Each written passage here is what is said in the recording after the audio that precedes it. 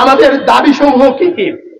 ঘোষণাপত্রে এই মর্মে স্বীকার করে যে বাংলাদেশের সাম্প্রতিক ইতিহাসে নিম্নোক্ত ঘটনাগুলো গণসংগ্রামের ধারাবাহিকতার অবিচ্ছেদ্য অংশ এবং রাষ্ট্রের কর্মকাণ্ডের ফলে নির্দিষ্ট মানুষ ও সম্প্রদায় ব্যাপকভাবে ক্ষতিগ্রস্ত হওয়ার একটি ইতিহাস। এই কারণেই আমরা জুলাই ঘোষণাপত্রে নিম্নোক্ত ঘটনার স্বীকৃতি এবং ইতিহাস সংরক্ষণের প্রস্তাব রাখি। আমরা স্পষ্ট করে বলতে চাই, জুলাই ঘোষণাপত্রকে পূর্ণাঙ্গ নৈতিকভাবে গ্রহণযোগ্য করতে হলে এই 5টি ঘটনাকে বাংলাদেশের গণসংগ্রামের ধারাবাহিকতার অংশ হিসেবে আনুষ্ঠানিকভাবে অন্তর্ভুক্ত করতে হবে।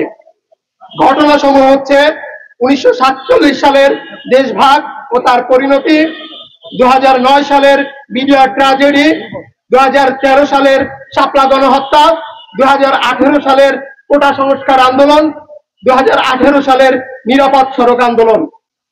আমাদের সমালোচনার জায়গা, আমরা লক্ষ্য করছি ঘোষণাপত্রটি অতীত ইতিহাস, নিপীড়ন, সংগ্রাম ও অভ্যুত্থানের পটভূমি বর্ণনায় বিস্তৃত হলেও ভবিষ্যতের স্পষ্ট রোডম্যাপ এখানে অনুপস্থিত। ঘোষণাপত্রে যে সকল বিষয় উঠে এসেছে সেগুলোকে যদি সারমর্ম করা হয়, বৃহৎ পরিসরে আমরা 4টি পয়েন্টকে দেখতে পাই। 1, ফ্যাসিবাদী শাসনের পতনের বর্ণনা। 2, আন্দোলনকারীদের ত্যাগের স্বীকৃতি। 4, দায়ীদের বিচারের ঘোষণা।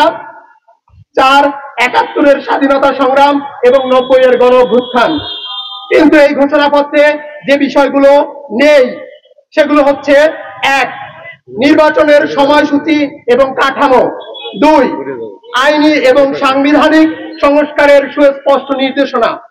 3, প্রশাসনিক ও বিচারিক কাঠামোর সংস্কার পরিকল্পনা।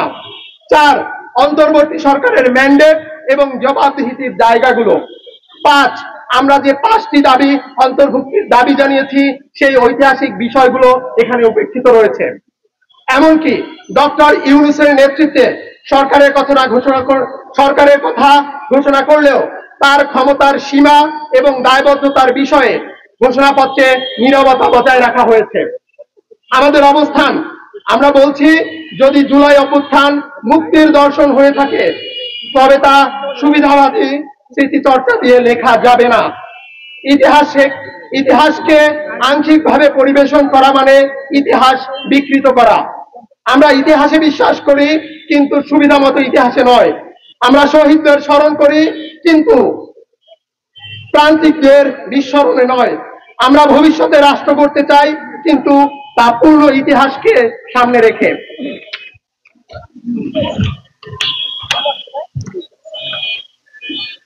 আজ আমরা স্মরণ করি, ইতিহাসকে সম্পূর্ণভাবে, নিরপেক্ষভাবে ও ভিকটিম প্রাধান্যের সঙ্গে লিখিত হবে।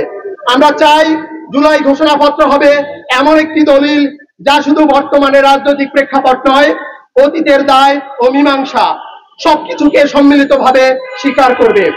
আমরা দাবি করছি আমাদের আলোচিত 5টি অধ্যায়কে আনুষ্ঠানিকভাবে সংযুক্ত করা এবং সেই সঙ্গে সত্য বিশ্লেষণ ও জুলাই ঘোষণাপত্রে অন্তর্ভুক্তির কার্যক্রম অবিলম্বে সরকার পদক্ষেপ হিসেবে গ্রহণ করবে। আমরা ইতিহাসকে বিকৃত হতে দেব না।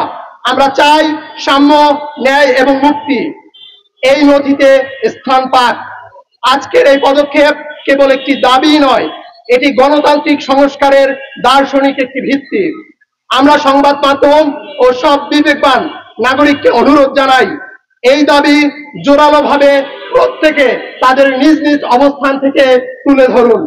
ভুক্তভোগীদের কণ্ঠ সংরক্ষণে আপনারা প্রত্যেকে এক একটি ঢাল হয়ে উঠুন এবং সত্য উন্মোচনের জন্য জুলাইয়ের মতো প্রত্যেকে নিজের অবস্থান থেকে একটি করে দাবানল হয়ে আত্মপ্রকাশ ঘটান।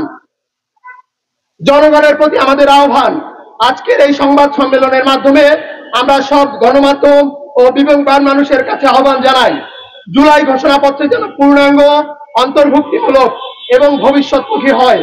রাষ্ট্র গঠনের পথে কোনো শহীদের রক্ত, কোনো শিক্ষার্থীর কান্না কিংবা কোনো জনগোষ্ঠীর দুঃখ যেন জুলাই ঘোষণাপত্র ভুলে না যায়। ধন্যবাদ। বাংলাদেশ গঠনতান্ত্রিক আন্দোলন, যেখানে সবাই নত সেখানে সবাই মাথা উঁচু করে দাঁড়াবার নাম।